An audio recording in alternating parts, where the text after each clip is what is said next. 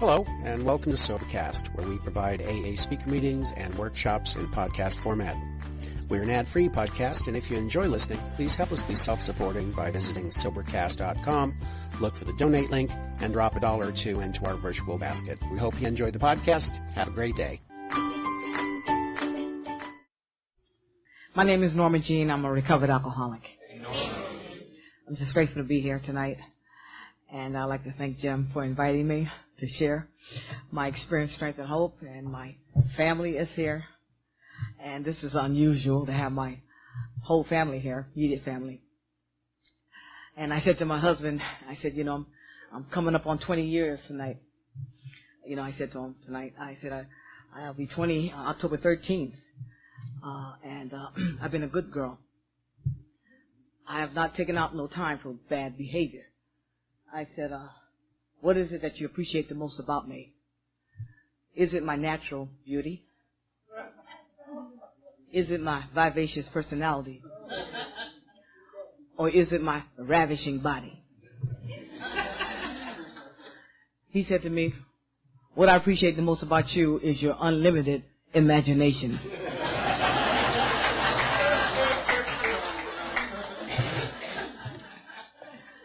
You see what I'm talking about? See, a woman never knows what true happiness is until she gets married. And then it's too late.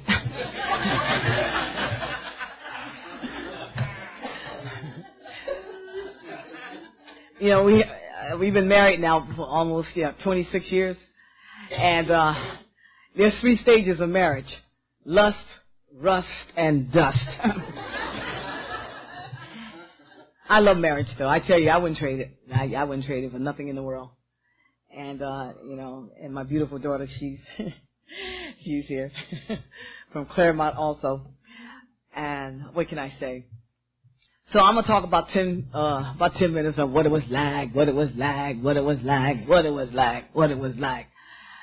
I don't want to make a newcomer thirsty. So, but I want to talk about what it's been like in almost 20 years since I've been here. I've had me a great life. I really, truly have since I've been on this program. If I drop dead right now, it would be an unusual meeting, but if I drop dead. That actually happened up there in Burbank, California, up in that area.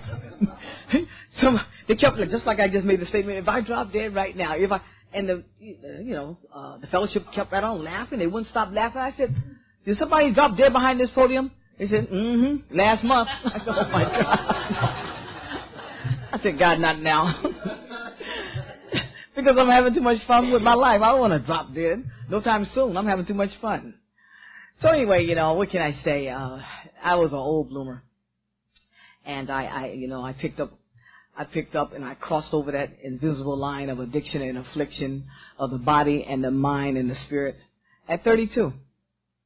Somebody said, at 32, Norma Jean, you picked up alcohol? I said, yep, what can I say? Alcohol's a drug and I'm addicted to them all.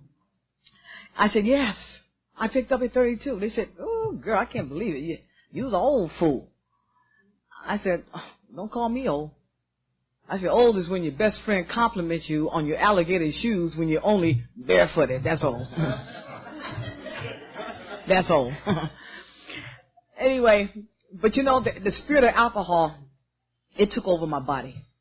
It did. It took over my body and my soul and my spirit. It just, something rushed up inside me that night. And I did know because my father's a minister. And, he became a minister when I was 5 years old.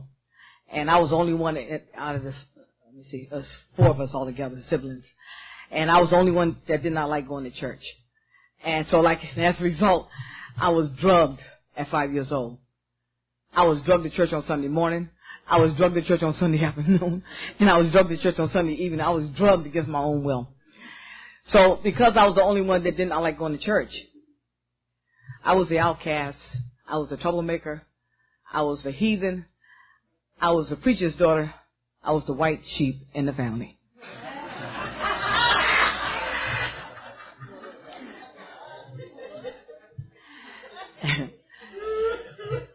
But one thing about it, I was the white sheep, but when I came to this fellowship almost 20 years ago, I found the rest of the flock. So anyway, I went through that gambit with my father and my parents and my siblings. They all loved going to church but me. So at 19, I picked up the map of the United States of America. No, at 19, that's when I moved out of the nest. And I bought me a brand new car first, and I moved out of the nest. And then I was fourth place in Miss Connecticut. And then my father was still putting that pressure about going to church. And he said to me not too long ago, "You still don't like going to church. You still is ashamed. You still don't like going to church." I said, "Dad, what can I say?" I said, "AA is my church." I said, just like the mother that walked in the room, and she said to her son, "Son, I want you to get up and go to church this morning." So the son said, "Mother, I don't like that church. Those church folks don't like me, and I don't like those church folks." She said, "Son, I'm going to give you 3 reasons why you should go to church. 1, I'm your mother, and I ask you to go. 2, it's Easter Sunday morning. 3, you're the pastor, and you must go." So anyway, I'm not here to put down church, you guys. I actually got a moment of clarity the last past month about church. I think I want to kind of go. And that's because of evolution. And it has to be, the requirement, it has to be a 12-step church for me, though.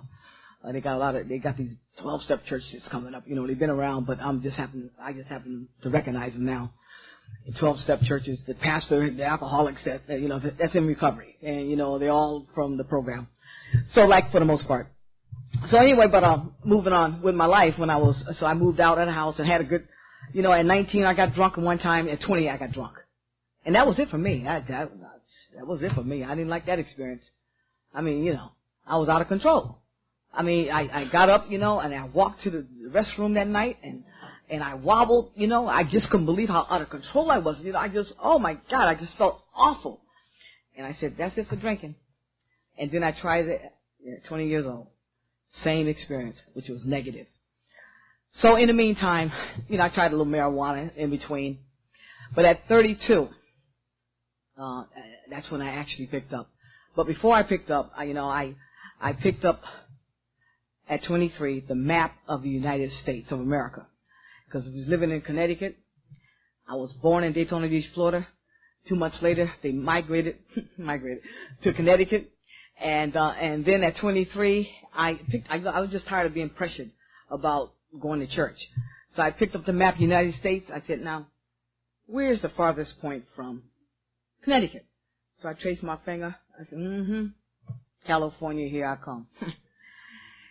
So I drove across the land, me and 2 other girls I graduated with from, high school. And I immediately got into college, and I excelled. I'm an outstanding student in this and president of that and, vice president. I was somebody on campus. And then I decided to get married. It was that time, it's time to get married. It's time to get married. It's time to get married. And I was working in the office. And this tall, handsome, drop-dead, gorgeous, fine, good-looking Kunta Kinte. He walked in the office where I was working, and I knew then it's time to get married. But anyway, what I did, we had a big wedding. We went on back east, had this big old wedding. And then we came back cross country. And then I decided, 3 months after I married him, I got this moment of clarity. It's time to get a divorce. And I found out in this life that you may get what you want, but not want what you get. And just like this guy was at this cemetery plot, and he was bawling his eyes out. Why did you have to die? Why did you have to leave? My life was so great. If only I lived, my life would have been so wonderful. Why did you have to leave? Why? So a priest had compassion for the man. He walked over to the cemetery plot and he put his hand on the man's shoulder. He said, this person must have been really, really special to you. And he looked up, he said, special? Are you serious? It was my wife's first husband. Why? Why? Why? You may get what you want, but not want what you get. I'm quite sure we all experience that in this life, sometime or another. And I knew I was going to divorce him, but I was with my child. And, and I was somebody's runaway bride. I was a runaway pregnant bride. So what I did, but I pretended to be his wife, though, for a while, until, she was born. And then I left L.A. I was still living there, and I went and got me a job in Orange County, California. If anyone know anything about Orange County, California, Orange County, California is a place where the white folks have a lot of money. And anyway, went on down there, and I got this job at Cal State Fullerton University. And I got the job after my child was able to sit on that pot and see what the pot was all about. And I put her in a daycare, 1 mile from Cal State Fullerton University. And the reason why I went to Cal State Fullerton University, 30 miles from L.A., was because my mother told me to find, she said, you married the wrong kind of man. I said, is that so? She said to me, I have always told you when you was little, the kind of man I wanted you to marry, I want you to make sure that he was from the South. The definition of a good man, you make sure that he's from the South. She said, you make sure that he has military background. And last but not least, you make sure that he loved his mama. And so, the man I married, he was not from the South. He didn't have no military background. And he never talked about his mama. So anyway, so I went down to Orange County. Can you imagine going all the way down to Orange County looking for a black man that's from the South, military background, and last but not least, that loved his mama. Now, that was a real hard mission. So when I got my job there, and I'm sitting there, and we called for some machine service, copying machine service, repairman. And this man showed up. And as soon as he came to the door, there was a glow from his head to his toe. And he started skinning. I started grinning. And he was skinning, but he didn't have to say a word because country was ingrained across his forehead. I knew he was dead from the South. And then he said something about his mother. I said, ooh, wee. And then last but not least, he said yes. And I just retired from El Toro Marine Base. I looked up into the heavens. I said, ooh, wee, look what you have sent me. So shortly thereafter, through a series of events, I divorced Kunta on a Monday, and I remarried that following Saturday. Now that's how it works.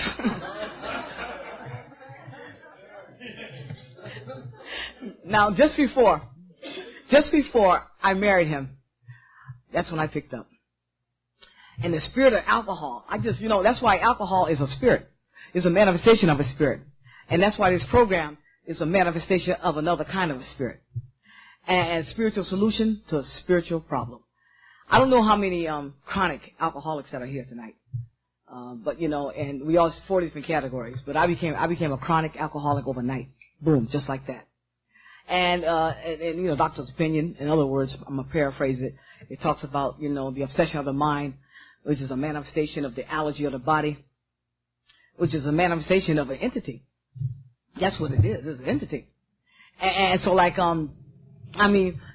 was funny. I said, my mind is so vexated with this thing, this screaming demon that was in my head. It just wouldn't leave. It would just not go anywhere. And then I said, well, the obsession of the mind, then all I need is a real good psychiatrist. Allergy of the body. Oh, my body, I could feel it. I could feel the energy inside of me. Then all I need is, obsession of the mind, all I need is a real good psychiatrist. Allergy of the body, all I need is a real good internist. A spiritual malady, what I needed was a real good exorcist. Because I crossed over that invisible line of addiction. I went right on over into that region of, madness. It was a spiritual realm of madness that I could not return through human aid. I knew. No one had to tell me that I had crossed over into that invisible region of, the addiction and affliction of the body and the mind. And I want to stop. I was not, because I love being a mother. I love being a wife. I just loved it until I picked up. There was no love there. That's why I knew then that alcohol was a manifestation of a spirit. That's why we got a spiritual solution to a spiritual problem. And that's the reason why you find so many people go back out. So this man, he just loved me unconditionally. Kept pushing me in those treatment centers, one after another. And then it came down to the last treatment center. And I found out one thing about love, though. In those 7 years, that's all it was for me. I couldn't take it no longer. I mean, that was just, because I had lost the power of choice. I mean, when you lose the power of choice, you have nothing going on. I mean, I could not say no to the spirit of alcohol. And I want to say no. And so, and I would tell him, I said, I can't say no. I said, I've lost it. One thing about choices, I believe that life is an expression of the choices that we make. And the choices that we make will define who we are. And who we are is going to tell our story. It told my story. Here I was 90 pounds, and I had the nerve to think I looked good. I was wearing my child's clothes. I was wearing her clothes. I was 90 pounds, and I looked like a nightmare on Elm Street. You know what I'm saying? But this is the only disease that will tell you that you look good when you really don't look good. But like I was saying about my husband, love is not love until it's unconditional. And he proved the power of unconditional love. He just loved me just unconditionally. He never talked at me or never talked down to me. But that last treatment center, he said, this is it. He said, my military benefits are saying this is it for you. So you're going to have to make a decision what you're going to do. He said, because I'm not going to let you take me all the way down. And my kid, I told him tonight, I said, I think one time you said to me, and Mama, you don't get it this time, I'm going to leave too. Anyway, I had my scorecards had read 0, 0, 0, 0, 0. And so anyway, he said to me, I want you to go in the bedroom and get your stuff together. And I just want you we're going to take you to the treatment center one more time. This is it. Military saying this is it for you. So I went into the bedroom and I PMS. I packed my suitcase. And that pitiful. I mean, I was just so fed up with my life. Because I couldn't say no. So, on the way to the treatment center, I said to him, Kurt, I want you to pull over. I have to have me just one more before I go. I couldn't say no. I did not have the power to say no. And here we headed to a $30,000 treatment center. So he didn't fight, he didn't bite, he just pulled over, and I got me one more. And then 20 minutes later, there I checked in the treatment center. And so they immediately ran to the bed counter, and they came back with some Valiums, and they said, take the Valiums. I said, I looked at the Valiums, I looked at them, I looked at the Valiums, I looked at them, I said, not this time. I said, I come here to get off Valium. I come here to get off of alcohol. And I come here to get off of cocaine. Not this time. And they start writing, you ain't nothing but a troublemaker. You just got here. You defined already. You ain't nothing but a troublemaker. I said, not this time. And they said, okay, we're going to put you. I knew they was not going to send me home. I did know that. Not no $30,000 treatment center. They said, we're going to send you all the way to the back. And they kept me away from the other patients. They put me in the back of the bus all by myself. But I was so tired. I crawled back in that room. I had a spiritual thirst that I could not quench. I had a spiritual hunger that I could not feed. I had this bio-psycho spiritual disease that I could not heal. I was snake bit by the disease of alcoholism. And that venom, it poisoned me. In every shape, form, and fashion, I was poisoned. So when I got to my room, I sat down on that bed, and I made a supreme sacrifice. I said, God, help me. I had a spiritual experience, And in other words, God came, the spirit that was there, I couldn't see it. God put his super on top of my natural. Right in the midst of my high, that spirit showed up and it said, hi.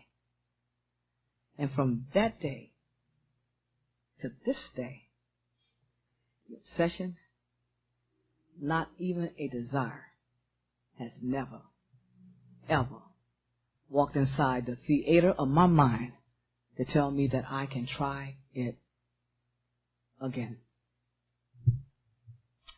Now, having had a spiritual awakening as a result of all these steps, coming all the way from Waikiki Beach of Hawaii, to share the butt-naked truth on how it works for me.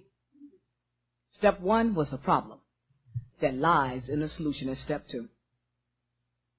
When I turned it over in step 3, by activating my faith through a personality change in step 4, 5, 6, and 7, so I can qualify for the human race to make my amends in step 8 and 9.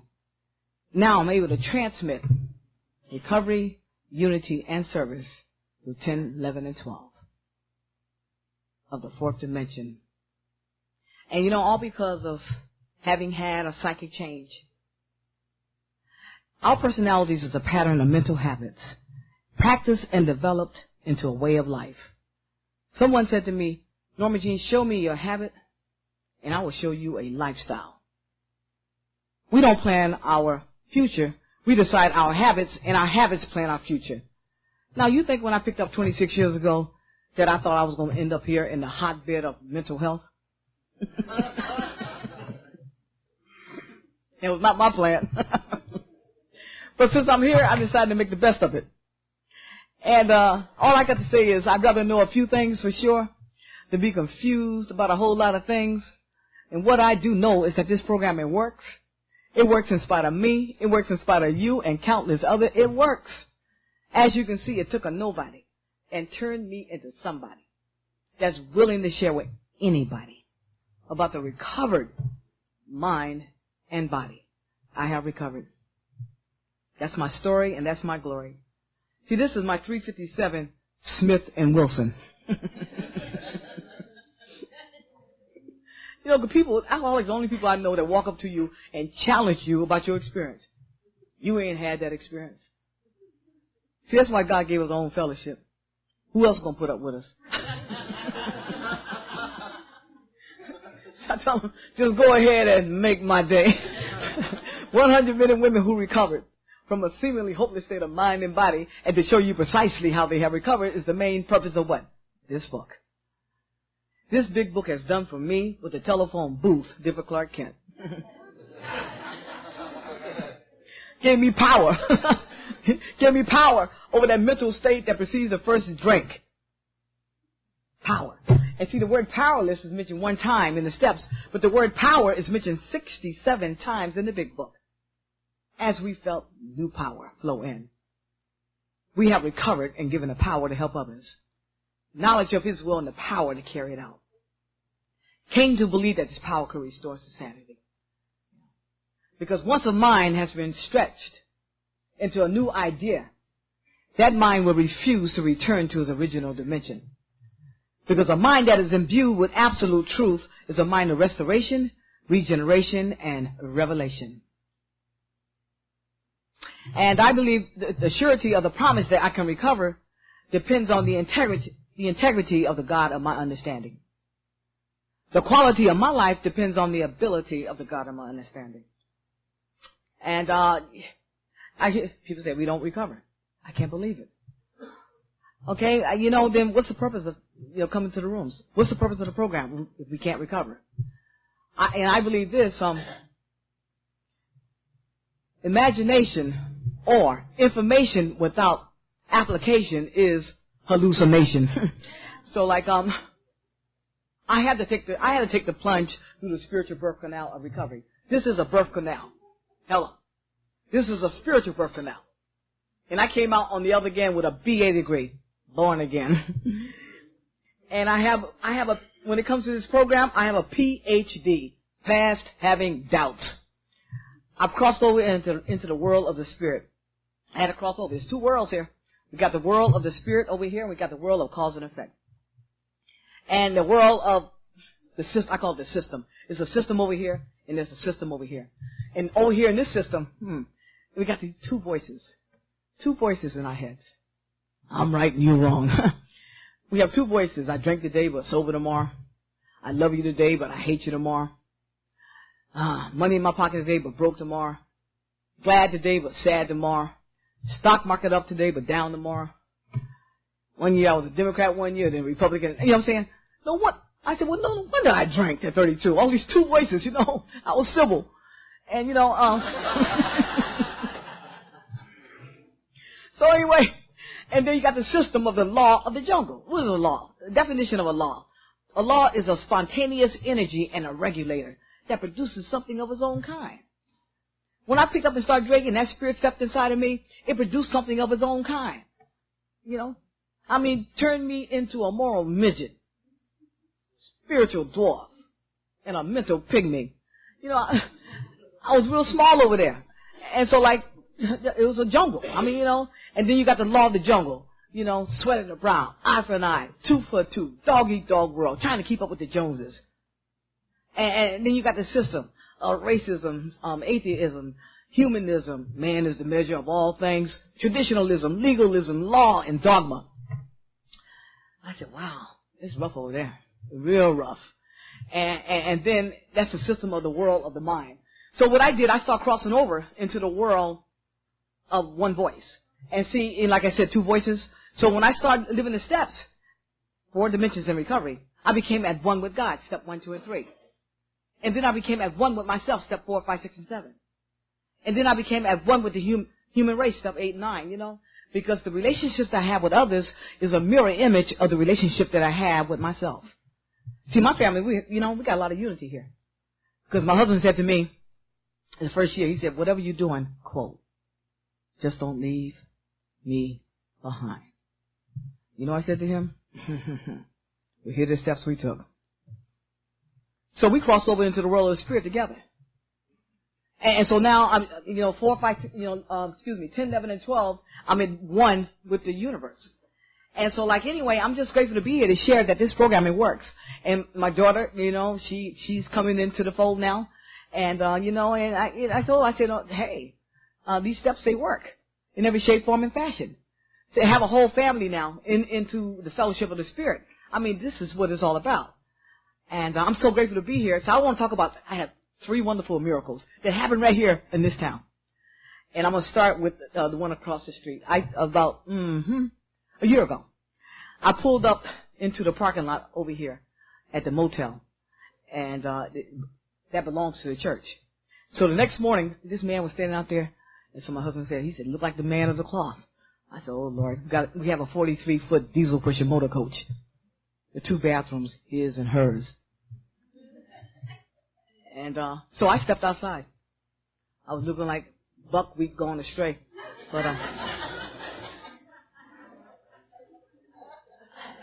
so he said to me, he said, why are you here in my parking lot? I said, well, I needed somewhere to park. He said, what do you mean? I mean, how did you fit it up in? It's so tight. How did you manage to fit it up in here? I said, well, because the radius of the tires, how they turn, it just got us right up in there. He said, I still want to know, why are you here? I said, well, I go to the meeting over there across the street, AA meeting. He said, you go to the meeting? I said, yeah, I do a lot of speaking, and I'm just here to visit. I'm by way of the 12 steps of redemption. He said, redemption? I said, yes. He said, what are you doing tomorrow night? I said, well, I'm planning on going to the AA meeting over there across the street, if you let me stay in this parking lot. He said, would you come to my church and speak tomorrow night for my congregation? I said, I'll be more than glad. And you believe over here right across the street, they had dinner for my husband and myself, a big dinner, and they just wanted me to share my experience, strength, and hope about the steps. And I share powerless over self-defeating habits, and my life had become unmanageable. And then, I broke down the steps. Love thy God with all thy heart. So these church folks now, them Presbyterians looked at me like this.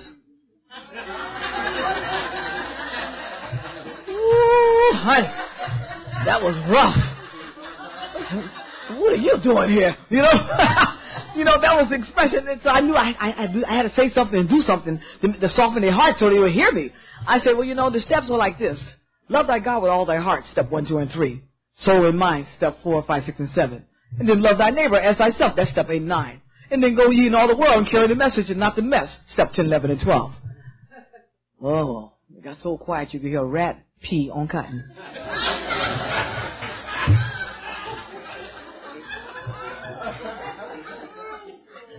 And then after I finished, these ladies, all these ladies, and some of the men were lined up to talk to me and shake my hand. They said, well, I have a daughter, and she's giving me so many problems with alcohol and drugs.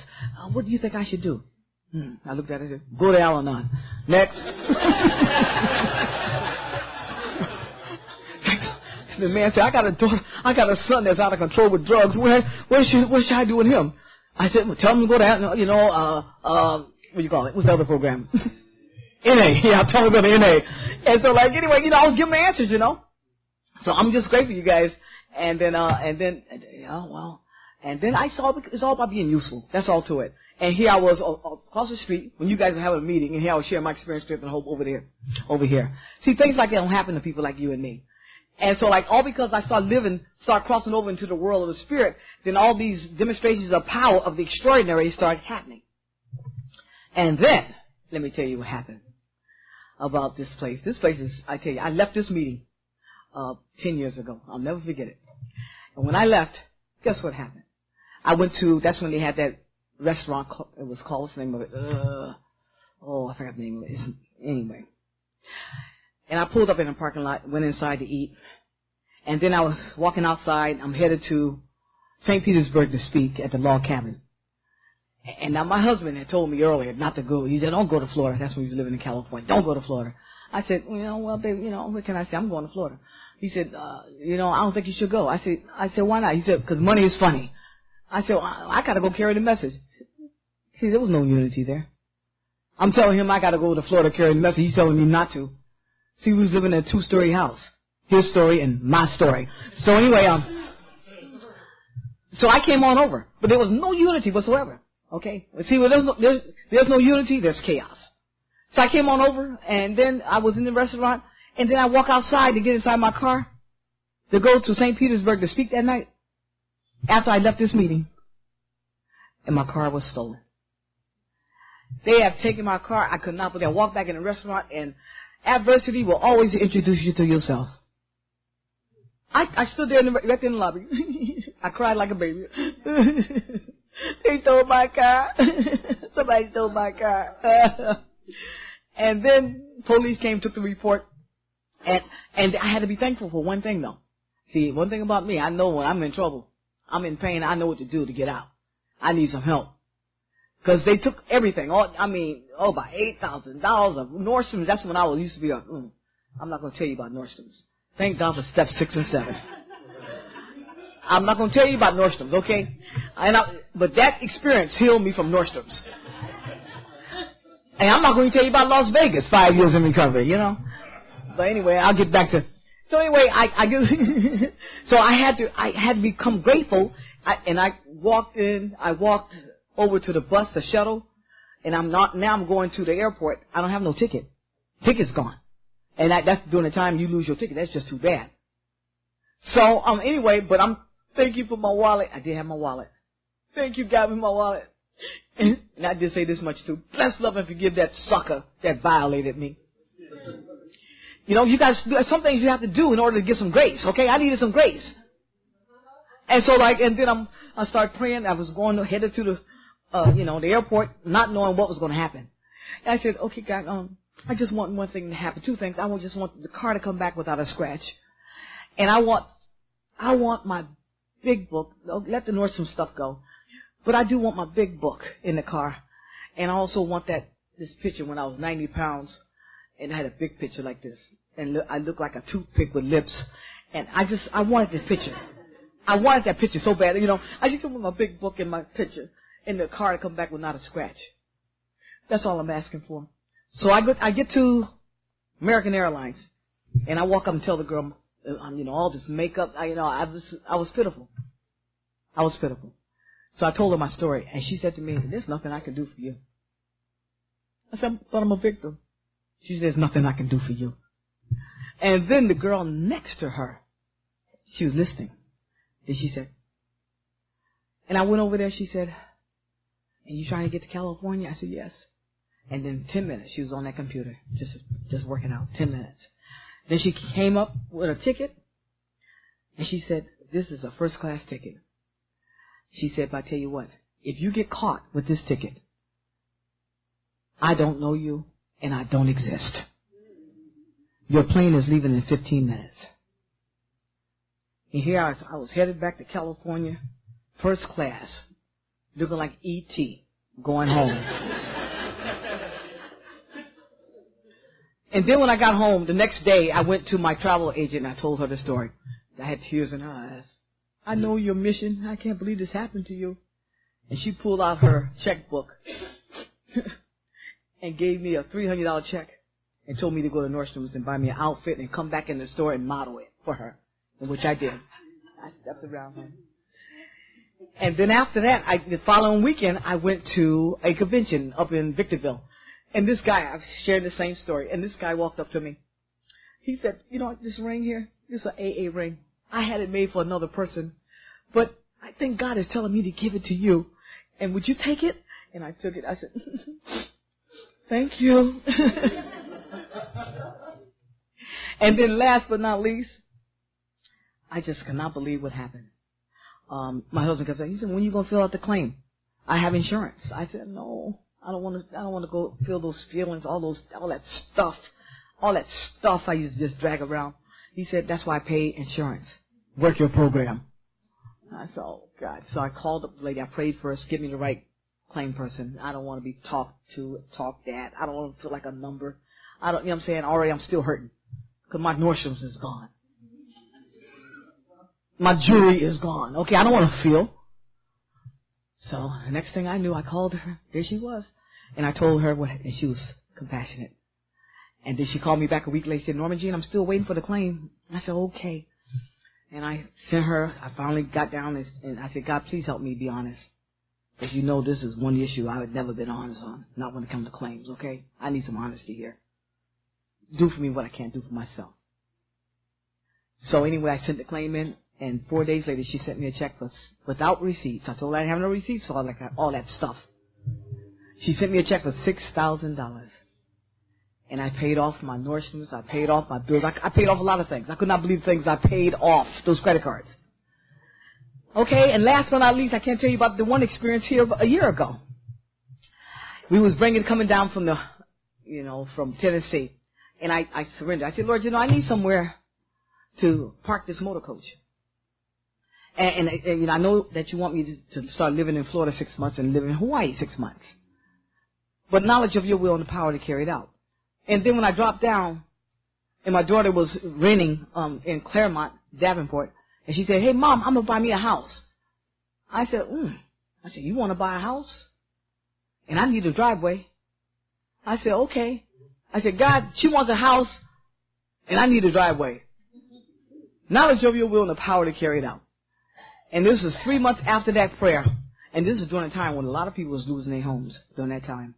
Matter of fact, I think it was like a record breaker during that week. And we stood out in front of that house 3 months afterwards. And I said, wow, Nick, look at this. God is really, really, you've been blessed. She said, Mom, wasn't for your grace, I wouldn't have this house.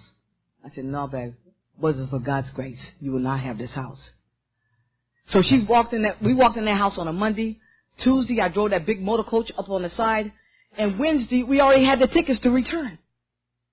We had the tickets. Matter of fact, the closing was supposed to be in July. And they backed it up into June. And we was able to take off in time to go back to the islands. So Florida's been good to me in a lot of ways. Even with that, that car theft, I still gained more than what I lost. And guess what? I don't shop I don't go to Nordstrom's no more. This is my experience. That was an obsession I had to let go. And Las Vegas, I became, 5 years in recovery, 6 and 7. Because the alcohol and drugs don't kill me. The lifestyle will. It'll kill my relationships. And so, like, 5 years, I loved the slot machines. I loved them dollar slot machines. I became a slot slut in recovery. And then I loved food. I started eating. When I first came in the program, I blew up from 90 pounds. I'm not going to tell you how much. I tell you, I was on the critical list for Jenny Craig. Anyway, but, you know, for me, overeating is like dynamite. It will blow your behind up. I tell you. But I used 6 and 7. 6 and 7 set me free. And so, like, anyway, I just been having a lot of fun in my life and have a lot of power and demonstration. See, over here, a lot of power and demonstration of the extraordinary. You know, no logic and reason. You know, you can't logic and reason in this program. It cannot be done. And that's the reason why you find a lot of people go back out. They try to use logic and reason in the world of the spirit. How can you? Really, in the world of the disease, which is spiritual by nature, you can't really use logic and reason. People want to know why I went back out. Because, you know, like a black cow. A black cow that lives in a red barn that eats green grass, that produces white milk, that's churned into yellow butter, that's owned by a brown pygmy that lives in Orange County. That didn't stop me from drinking the milk and spreading the butter, you know. Just like this program, it never stopped me from, you know, they say, here are the steps we took. I didn't try to logic and reason. I said, okay, here are the steps we took. Because I'm a chronic. I'm chronic by nature. So I believe the AA is like the mafia. It makes you an offer that you can't refuse. Made me an offer, I couldn't refuse it. That's the reason why 6.8 billion people in this world. I'm the happiest person I know. There should be 2 of me. Anyway, but and one thing about power. Power is the ability to get results. Power is the ability to get the job done. Power over that mental state that precedes the first drink. And power. That's what I have today. I got power. A God conscious produces power. And I get to live my dream. And let me tell you, I was in Australia. And he wanted me to speak every day. You believe that as a convention speaker. He got me over there. And I couldn't believe it. He said, we want you to speak every day. I said, what kind of convention is this? He said, we want you to speak every day. I said, I'm not going to speak no every day. He said, Norma Jean, you spend a lot of money for your expenses. And we're going to get our money's worth. I backed up on that one. I said, you know, you're a real alcoholic.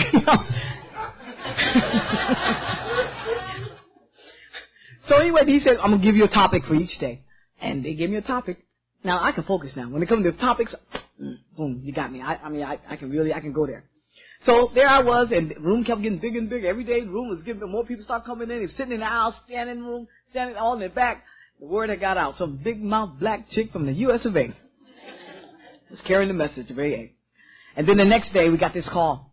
And they said, oh, Norma Jean, you have to come back to California, right away. I said, well, we're not going to leave. They said, yes, you will. They said, your house. Now, this is the house that went into foreclosure 5 times.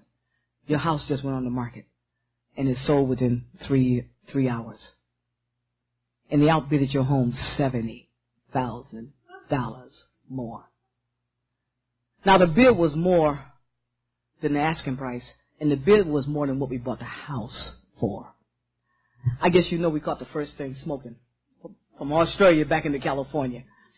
Sold the house, sold the business, sold the cat, sold the dog, sold everything. No, not really. And then we started rolling around the nation in this motor coach. And then we got to back to California. Now it's time to go to that convention over there they have every October. And you're not going to believe what happened. And then we stayed over there for a couple months. And then some guy, it was time to come back in the motorhome. And they said, this man said to us, he said, listen, I want you guys to stay 3 days extra, and I'll take care of all of the expenses, with the exception of the change of your ticket, Norma Jean. He said, because I want Curtis to do some things in my condos. He had 21 units. I said, 3 more days in the hammock on the beach? I did get darker, but I thought I reached the limit. But anyway, so we stayed. So on the first day of that extension, he calls up and said, hey, be downstairs, and we want you tomorrow. There's a condo that's not even on the market. And I want you to come down and make an offer. I'll have a realtor down here. You guys love Hawaii. You come every year for that convention. And you stay longer and longer. And I know you just sold out everything, so you got some money. I said, okay. So we went downstairs. He said, don't tell anyone, because it's not on the market. So we tiptoed downstairs, and we made an offer. They called back 5 hours later and said, we have accepted an offer. And on the third day, we took out the checkbook, we wrote a check, paid cash. Now that money came from that house that went into foreclosure 5 times. See, no logic and no reason on that one. See, because that's that power, that's that fourth dimension, that's that supernatural, that's that extraordinary experience. So I'm grateful to be here to share how it works for me. I walk in hand with power on a daily basis. So I'm going to end by saying that we all have 2 pit bulls on the inside of us, and they always fight for territory. One named negative and one named positive. So I have to make a decision. Which one do I feed? I fed negative pit bull, alcohol and drugs. I fed negative pit bull, obsessions and compulsions and addictions and derelictions. Now today I feed positive pit bull. You know, love, joy, peace, happiness, faith, courage and hope, integrity, dignity, self-control, self-honesty. Well, I'm still peeling that onion. So he was negative pit bull when I walked in the room. He was up here. And he was positive pit bull. He was down here in the basement. 4 dimensions now. 1, 2, and 3, negative pit bull, he decreased. And positive pit bull, he increased. 4, 5, 6, and 7, negative pit bull, he decreased. Positive pit bull, he increased. 8 and 9, negative pit bull, he decreased. Positive pit bull, he increased. 10, 11, and 12, negative pit bull, he decreased into the basement of darkness where he belongs.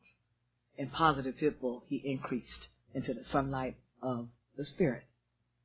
Now today what I have is power, purpose, promises, provision, protection, passion, presence, peace, perseverance, persistence, persona, position, prosperity, pizzazz, and permanent recovery. So if loving this program is wrong, I don't want to be right. I love this new life that I'm living, and I'm living this new life that I love. This is my 31 speaking engagement since July 1st. That's how busy I've been. All because of knowledge of His will and the power to carry it out. And I'm headed to, this is my last one. They called me up yesterday. Won't you come back to what? Palm Beach Garden? Nope, I'm out of here. It's time to go. I got a call 2 weeks ago. The man said to me, he said, I want you to come.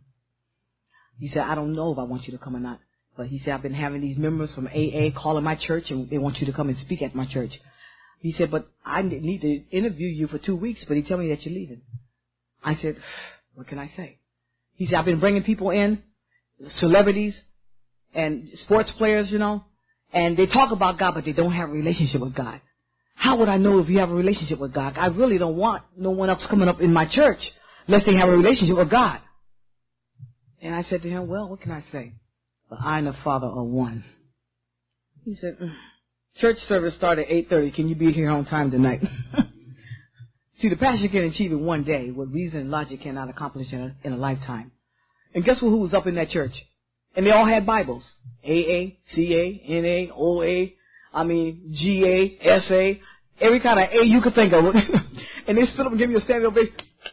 And so anyway, and then I got another call right after to the confirmation. And he said that, would you come to Las Vegas and speak for our fellowship? It's all-inclusive, never, that's what it says in the book too. All-inclusive, never exclusive to those who seek. And 2,000-3,000 people next month. So now we're trying to get out of here to get to Vegas to carry the message to all-inclusive, never exclusive. AA is always home, but it's just other things for me to do now. And that's just my experience, and I just must share it. Let you know it's about evolution. So I'm grateful to be here. And I found out a career is what you are paid for, but a calling is what you are made for. I came in these rooms, and I had to let go of my net worth. And then I found some self-worth. And as a result of the full process, I found my true worth. Because making a living is not as important as making a life. My outcome is more important than my income. And what's on the inside of me is far greater than what's on the outside of me. They call me Norma Jean C. I'm happy, joyous, and I'm free. from Waikiki, Hawaii. Thank you for letting me share.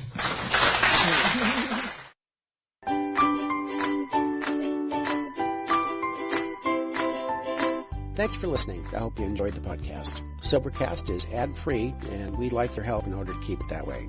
So if you'd like to help us be self-supporting by pledging $1 or $2 a month, visit Sobercast.com and look for the donate links. Thank you very much.